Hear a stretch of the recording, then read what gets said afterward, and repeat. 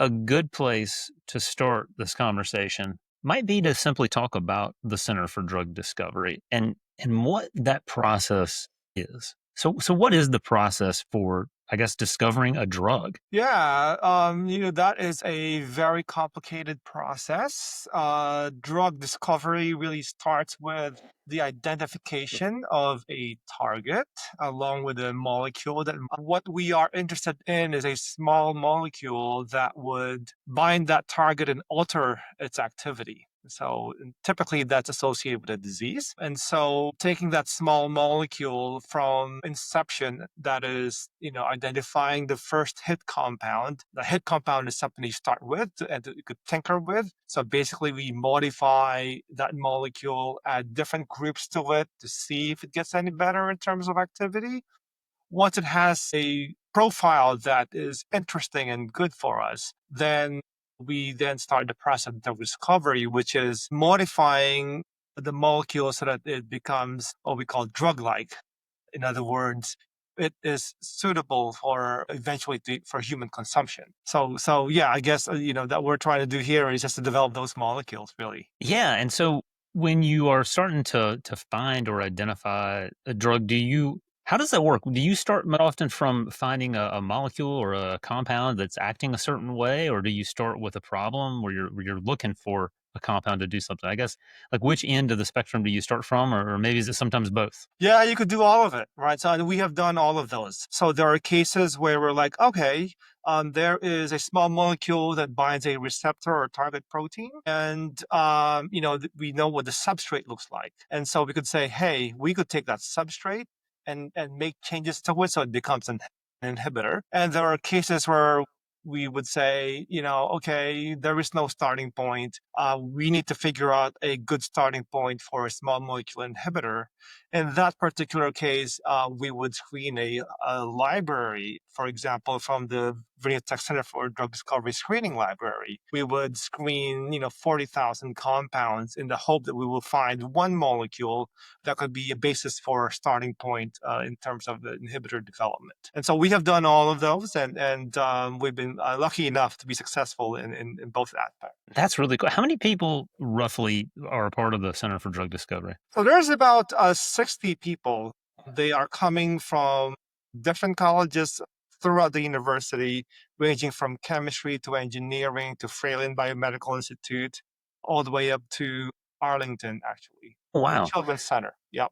What is the benefit of having kind of a multidisciplinary approach to finding new Yeah, drugs? well, right. This is a key question here, right? So, we need all possible expertise to be successful in taking a small molecule or like one target and one compound into fruition in terms of translational effect. And so that means we need chemists. Chemists would make molecules and modify the molecules. We will need pharmacologists to figure out, what these molecules do in a whole animal. We would need clinicians because we typically have a patient population that we want to affect. We need structural biologists to figure out how these molecules work, in terms of in their atomistic interactions. And so we need everybody's expertise to kind of put all of this together. And so the more expertise we have around a problem, the more successful we are. I know I want to get to talking to you about a recent drug discovery that you're working towards, but I am a little bit curious about this process. What's the process of taking something from a compound all the way to something that like I can use as a drug that benefits me? Like, what are the stages in between there? And I guess like is there a turning point in there where you get like super excited, like a breakthrough moment? Yeah. No, absolutely. There are, if you may, there are many breakthrough moments, right? And so the first one might be like, okay, we have a hit compound, which means we have a starting point molecule, because it might have taken 3 years to find that one molecule, right? And then developing that molecule into more of a drug-like compound that is, something that we can start to put into animals. We would call that like, a another eureka moment. You're like, we have something. And then we might have to optimize that molecule so that we could now dose that orally in an animal like a mouse or a rat for once a day dosing. Because as you might be wondering, the best way to administer a compound to a person is by oral administration. That's easier than in injection, for example, and things like that. I mean, for certain types of diseases, this is most optimal. And of course, once a day dosing is best because people will, comply with once a day dosing 3 times a day. That's going to be very tough. So any oddball type of regimen, people won't really like. And so this process is actually very lengthy. So this takes about $2 billion per compound to make it from an inception to a drug is about $2 billion. And that is about, on average, 12 years to develop a drug from inception to FDA approval. I So don't. it's quite a bit of a long time. Yeah, I don't think most people realize how long it takes to Yeah, get a and drug so to. actually just to process that a little bit more, right? So we might have a starting point compound that we could put in animals that has efficacy in animals. Put that to give that to a person, there's a long list of toxicology, toxicity studies that we have to go through and clear before you could even dose that into a human. So you would need two tox species, for example, a rat and a dog, or a rat and a monkey. Depending on what indication is, maybe 30-day chronic dosing is required. And if you clear all of that, you could file an IND status at the FDA. If that gets approved, you could give it to humans. So it would then go to phase one clinical trial. And so there are 3 phases of clinical trial. So phase one, two, and three. The early stage, which is phase one, is a so-called the first in human trial, where you're actually giving the molecule to a person without the disease. Really, you're looking at, is it going to be safe? Is it going to have side effect? And so you start dosing at low dose, looking for any bad effects. And then you slowly, incrementally increase the dose. If that gets cleared, then you could undergo a phase two clinical trial where you now do a study in the patient population, but it is significantly smaller. You're really looking for a signal that, yeah, this therapy might work in this specific indication. And if you're ever so lucky to make it through that, you could do a phase three clinical trials where you could take a big cohort, big population that has the disease, you treat them, and you ask the question, did they statistically help that patient population? It And if that sounds. all works out, then you submit a new drug application to the FDA. And then It you sounds. cross your fingers. As I say, it sounds like a very rigorous process. Yeah, absolutely. Is there any percentage as to what? I mean, it may be hard to even think about, but what's the percentage of things that go through that whole process and when it works out correctly? Very, very low. Okay. Very, very low. Somewhere around like 2% of molecules pass it through, right? Yeah. So anywhere from, depending on the year, 2 to 10 compounds get approved by the FDA per year. In some cases, it's only a small amount. So we're not even talking like batting averages at this point. We're talking like the averages of maybe like a hole in one on a golf course or something. Exactly, It's a lot. exactly. There's a lot of guessing game, and actually, more importantly, luck. Yeah. Well, I know you were one of 10, I think, proposals selected for a proof of concept grant through launch here at Virginia Tech. And that was for a chemical compound to enable weight loss. And so what stage in that process is that compound? And what do you hope that that's going to do? Yeah. So yeah, it's actually a very exciting project. And if I could sum it up in a slogan, if you may, it would be like, we're putting exercise in the pill, right? That is, Ooh, we're that sounds trying. exciting. Yeah. And so we're trying to enable people to lose weight without doing any exercise. And we do that by increasing metabolism and by going through the mitochondria. And so for folks who are not aware of what the mitochondria is, it is an organelle in the cell that makes ATP. ATP is a molecule that allows you to move, right? So it's kind of like the energy currency of the cell. And so basically, we're saying, with our molecules, we're making the mitochondria work a bit more. In other words, if the ATP costs $1, with using our small molecule, it's now $1.25, right? It costs a bit more. That is, it costs a bit more energy to make it. And so we've been working in this field for a bit of time, over 10 years now. And we've developed small molecules that are drug like.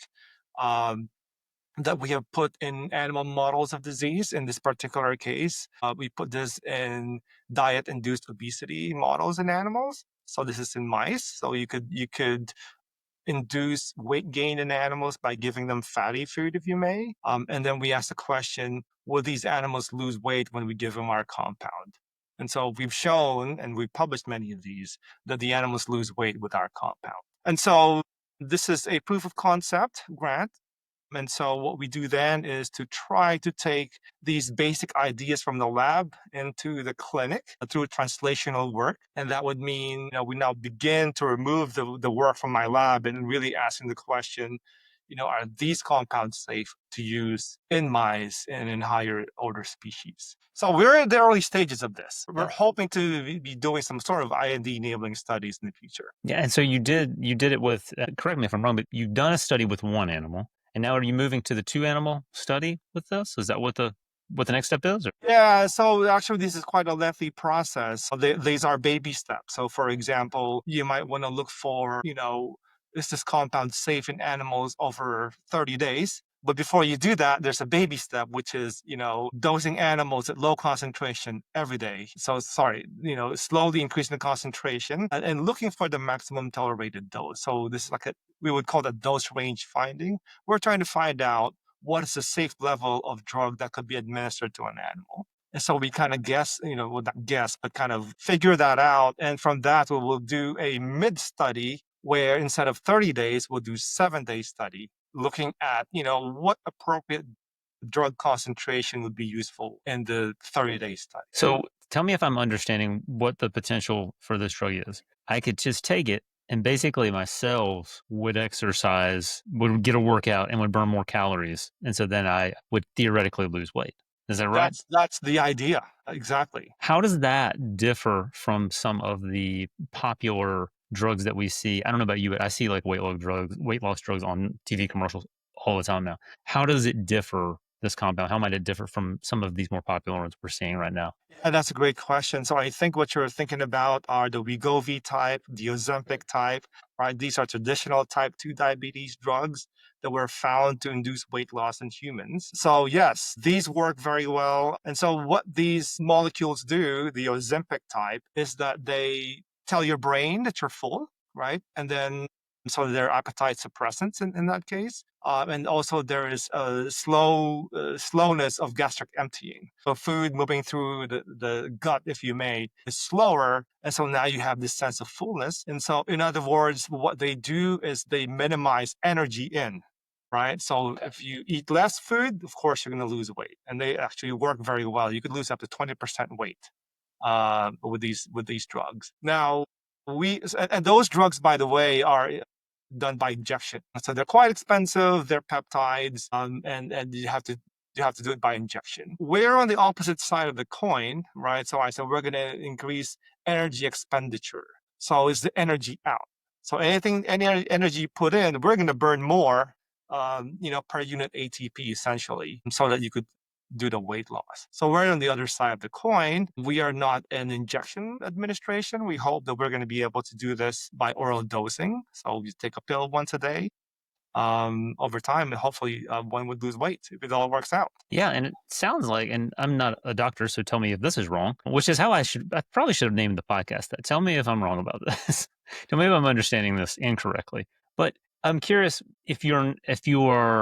I guess I'm curious if a person is continuing to eat, it seems like they would be continuing to get all the nutrients that maintain their bodies and stuff. And I'm asking about that specifically because I've heard with some of those other types of drugs that it's hard to retain muscle mass because you're just simply not eating enough food. So what do you think the potential is maybe for this compound related to that? Yeah, so that is a very good question, right? So the Ozempic type or GLP-1 agonist class of compounds, up to 40% of the weight loss actually comes from muscle mass loss, right? And so if you're losing weight, one would hope that you're only going to lose fat mass and not muscle mass, especially for the elderly folks, right? So that, there's a lot of muscle loss as one ages. And so if you lose even more muscle, then that could be very, very problematic. And so in this particular case with our compounds, the animals will eat whatever we feed them. They get the normal nutrients from the food, So in certain studies, for example, we feed them high fat diet, kind of like our McDonald's type of food, if you may, and we still see weight loss. And in fact, the weight loss that we see is coming from fat mass and not from muscle mass or bone mass. And so to us, if it translates really well into the clinic, that could be very powerful. I've also read that, having more muscle mass is one of the keys a lot of people say to simply your body burning more calories, you having a higher metabolism. This is what I saw on the internet. So I don't know if that's true or not, but it seems like Well, this would help. that is true actually, right? Because muscle, that's got a lot of mitochondria, right? And mitochondria is what produces ATP. And so, yeah, so if you force your muscles to move, exercise, for example, yeah, this is where you spend a lot of energy. Yeah. Well, I'm curious with some of the initial studies you've done, how's the energy level? Has it been impacted in the animals when their cells are burning more energy? Yeah, I don't quite know how to answer that question because we have not put this in people. Yeah. So just to be clear, we have not put this The in mice people. couldn't tell you if they were tired. Is that what you're saying? Yeah. Well, they won't.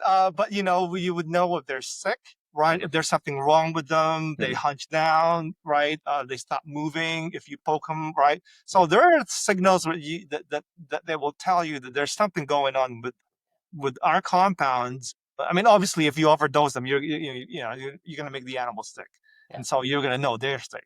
But the key here is that you could dose them up to the therapeutic level, and over long periods of times, we don't see any ill thrift with the animals. Okay. Well, that's fascinating. Well, that does sound super promising, and I'm really excited for you to continue pursuing that.